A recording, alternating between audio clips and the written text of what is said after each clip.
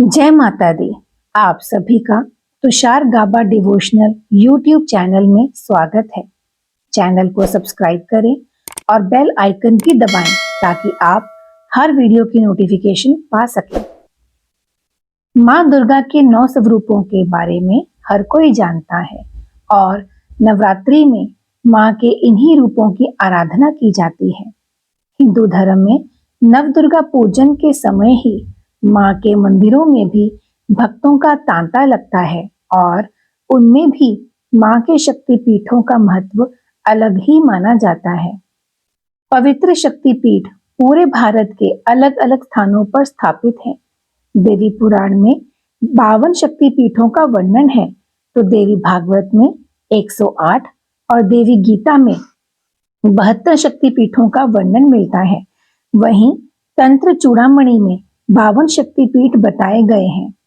देवी पुराण के मुताबिक 52 शक्तिपीठ में से कुछ विदेश में भी स्थापित हैं। भारत में 42, पाकिस्तान में 1, बांग्लादेश में 4, श्रीलंका में 1, तिब्बत में 1 तथा नेपाल में 2 शक्तिपीठ हैं। शक्तिपीठ की पौराणिक कथा। माँ के 52 शक्तिपीठों की एक पौराणिक कथा के अनुसार राजा प्रजापति दक्ष की पुत्री के रूप में माता दुर्गा ने सती के रूप में जन्म लिया था और भगवान शिव से उनका विवाह हुआ था। एक बार मुनियों के एक समूह ने यज्ञ आयोजित किया। यज्ञ में सभी देवताओं को बुलाया गया था। जब राजा दक्ष आए तो सभी लोग खड़े हो गए, लेकिन भगवान शिव खड़े नहीं हुए। भगवान शिव दक्ष के दामाद थे। यह देखकर राजा दक्ष बेहद क्रोधित हुए। अपने इस अपमान का बदला लेने के लिए सती के पिता राजा प्रजापति दक्ष ने भी एक यज्ञ का आयोजन किया। उस यज्ञ में ब्रह्मा, विष्णु, इंद्र और अन्य देवी देवताओं को आमंत्रित किया, लेकिन उन्होंने जानबूझकर अपने जमाता भगवान शिव को इस यज्ञ का निमंत्रण नहीं भेजा।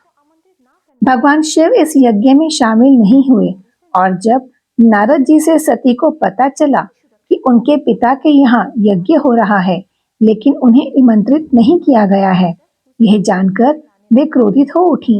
नारद ने उन्हें सलाह दी कि पिता के यहाँ जाने के लिए बुलावे की जरूरत नहीं होती है।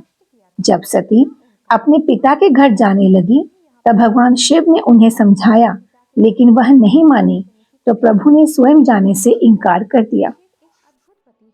शंकर जी के रोकने पर भी जिद कर सती यज्ञ में शामिल होने चली गईं।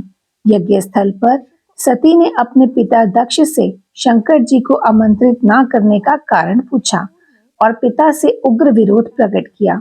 इस पर दक्ष ने भगवान शंकर के बारे में सती के सामने ही अपमानजनक बातें करने लगे। इस अपमान से पीड़ित सती ने यज्ञ कुंड में कूदकर अपनी प्राणाहुति दे दी। भगवान शंकर को जब ये पता चला तो क्रोध से उनका तीसरा नेत्र खुल गया।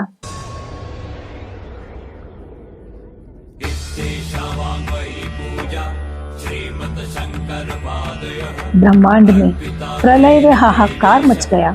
शिव जी के आदेश पर वीरभद्र ने दक्ष का सिर काट दिया और अन्य देवताओं को शिव निंदा सुनने की भी सजा दी।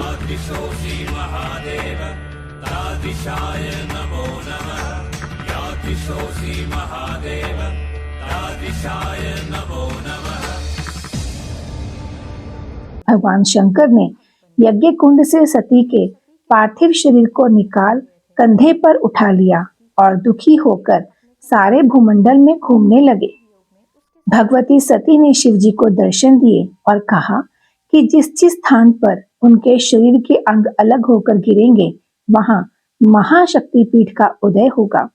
सती का शव लेकर शिव पृथ्वी पर घूमते हुए तांडव भी करने लगे, जिससे पृथ्वी पर प्रलय की स्थिति उत्पन्न होने लगी।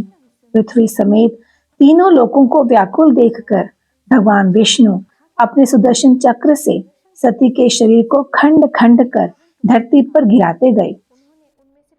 जब जब शिव नृत्य मुद्रा में पैर पटकते, विष्णु अपने चक्र से माता के शरीर का कोई अंग काटकर उसके टुकड़े पृथ्वी पर गिरा देते।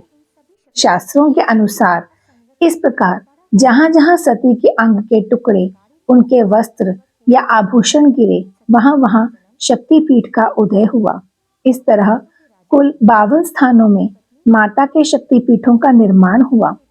अगले जन्म में सती ने राजा हिमालय के घर पार्वती के रूप में जन्म लिया और घोर तपस्या कर शिव को पुनः पति रूप में प्राप्त किया। अगर आपको वीडियो अच्छी लगी हो तो लाइक करें, चैनल को सब्सक्राइब करें और कमेंट में जय माता दी जरूर लिखें।